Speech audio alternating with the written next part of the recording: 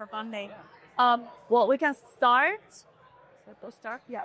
So hi everyone, welcome back to our live stream and interview with Verio teams. Do you mind to give a brief intro of who you are? Oh yeah, sure. Verio does. So hi, I'm Comet. I'm a co-founder of Verio and currently the CTO. I write all the code. And yeah, so Verio is a liquid staking protocol for Story. So, you stake IP, we give you a token, you stay liquid. That's really great. We also offer restaking on IP assets, which is kind of like a way for, creators to curate valid assets. So it's like a legitimacy signal. So we like to say Story decentralizes intellectual property and we decentralize the governance of intellectual property. Oh, I like the way that you put it. So I've actually known Verio for a long time, and I'm taking my airdrop from Kaito on my IT. So I'm a user. It's been you've been a fantastic product. So how has that journey with Story been going? Oh, it's great. I mean, the Story team is probably the most supportive team I have ever worked with, like bar none. They're awesome. And the most, right? The most. And we bother their development team constantly. Like we're we're a very needy team in that respect. And they're awesome. I mean, they've really been very supportive of us. In more ways than just technical, but it's been the best experience I've ever had. Like it really sold me on, what they're doing even more than I already was when we made the decision to build with them. Wow, this is a very positive feedback. I have heard so many positive feedbacks at the team. I actually know Tony. Tony is also co-founder of Verio, right? That's right. And Tony has been sharing quite a lot of interesting story of him having IP background with influenced by his parents. So just as the Verio as a project, what make you guys choose IP to start with? Sorry? As a Verio as a project, what makes you guys choose to build on Story at the first place? Yeah. So there's two answers to that, right? There's the personal answer, like me personally. Yeah, I want to know. And then there's the professional answer, like why would we build our protocol here?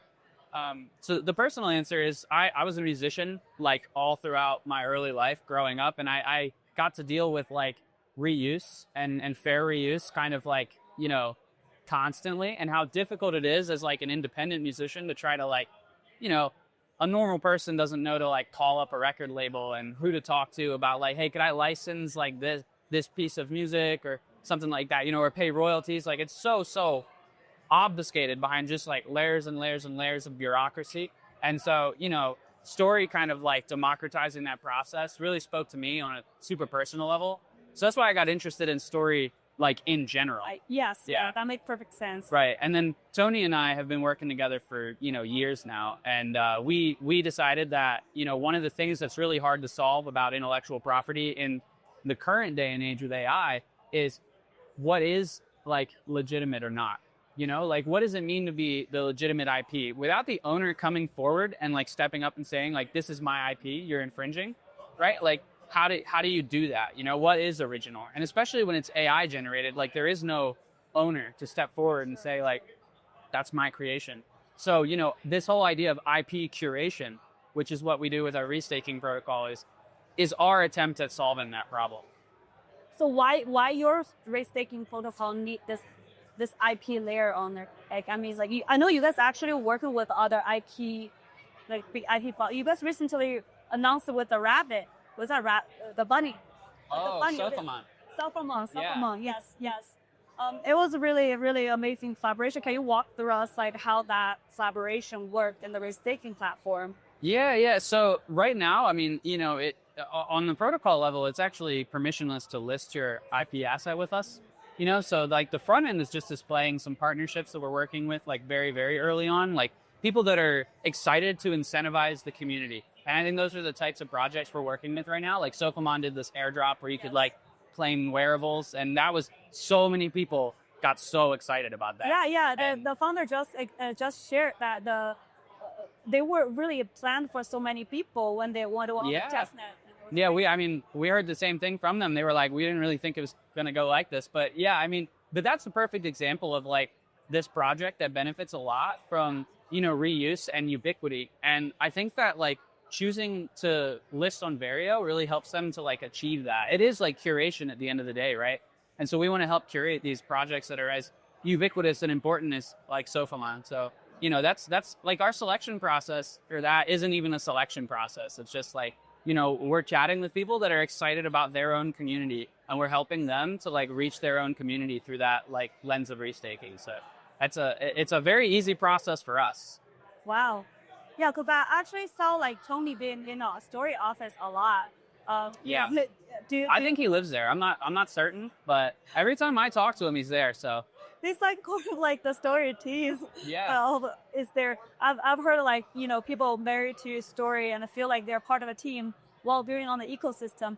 Do you have a story that make you wanted to share, like stand out memory? Yeah, I mean, I have a story of Tony actually that stands out to me that I get excited about, which is for like the first maybe month or two of us working, we were grinding so hard that he would be like sending pictures of what the story office looks like when it's empty, because he was like making it a point to stay as long as possible every single day. And so he was getting like memed on as like the guy that closes the office basically. Wow. So but you know what, as an ecosystem team, I think that's like so important to be that involved, and like hats off to that guy. He can really grind, like for real. But yeah, so Tony, jokingly is the guy that closes the story office at night.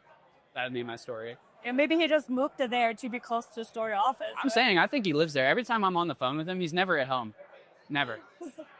Well, this is actually a very bullish sign for the ecosystem with story, and that relationship is extremely close.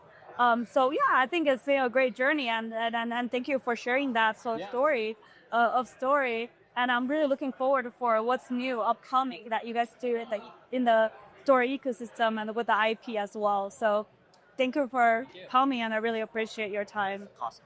Thank you. We're gonna have a next